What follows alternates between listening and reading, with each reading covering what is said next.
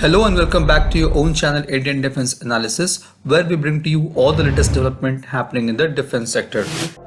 The Indian Navy has been operating without an aircraft carrier for more than 2 years. INS Vikramaditya and newly inducted INS Vikrant are undergoing sea trials for the operational readiness and will be fully operational ready by the end of year 2023. The warship is undergoing several trials, including weapons and test of air operations. Recently, we have also witnessed the landing and takeoff of the Naval LCA and MiG-29K from the deck of INS Vikrant.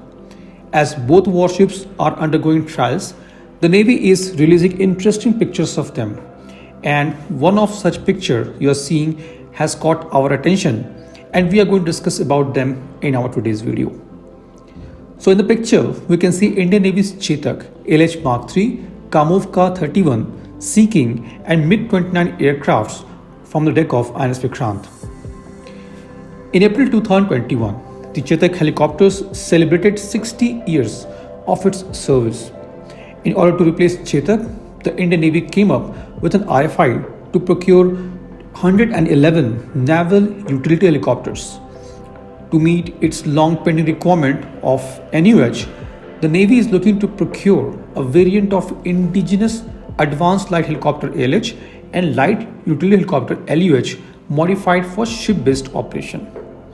Indian Navy and HAL has done extensive review of the NUH requirement in October 2021.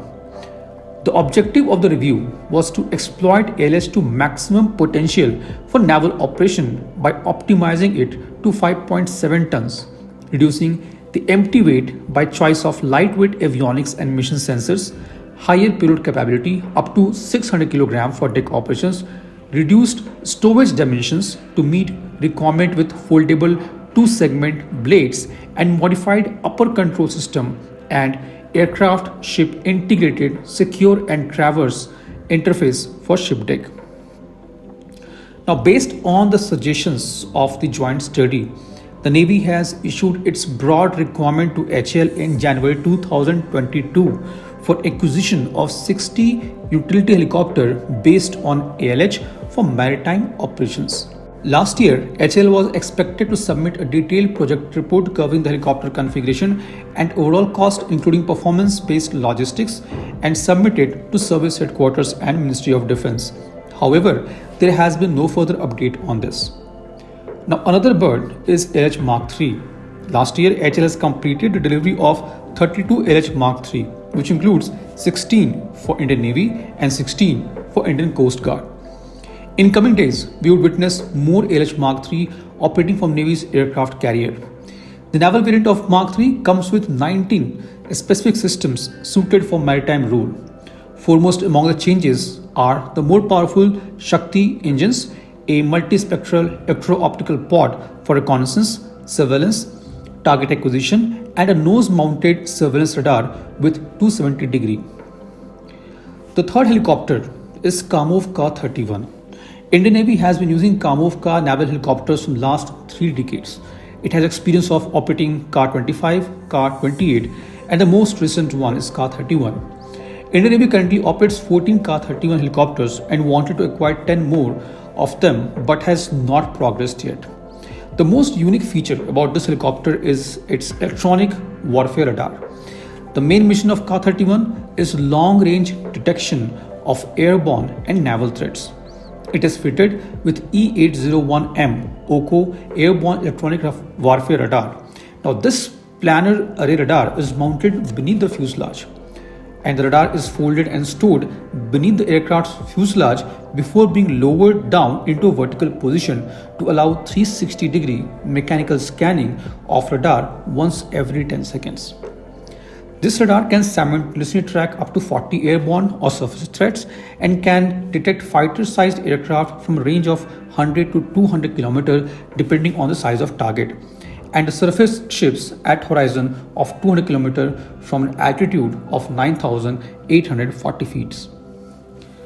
The coordinates, speed, and heading of a target direction is gathered by radar and transmitted via an encoded radio data link channel to shipborne or shore-based command post.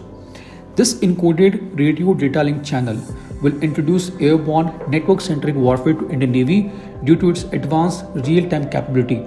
The secure data link and onboard communication system have a range of 150 kilometers at altitudes between 4,950 feet and 11,000 feet. The next helicopter regarding which we are going to talk about is Sea King. So in July 1971, the first British-made Sea King helicopter landed on the deck of INS Vikrant, India's first aircraft carrier. 52 years later, the variant of same Sea King helicopter continues to fly with Indian Navy. They have remained the primary anti-submarine helicopter of Indian Navy, designed to detect enemy submarines and, if necessary, to take them out using torpedoes. However, maintaining the Sea King has been a nightmare for Indian Navy. Parts have become tough to come by, and by now only a handful of choppers remain operational. Indian Navy is in process of inducting 24 MS-60R helicopters to replace its fleet of Sea King helicopters.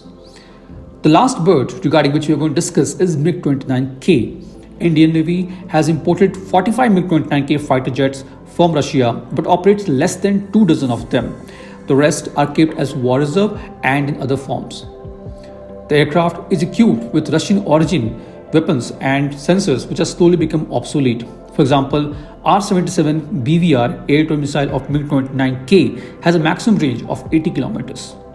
Navy will have to operate these fighter jets for at least 5 to 7 years and can even stretch a couple of more years beyond till TED-BF arrives.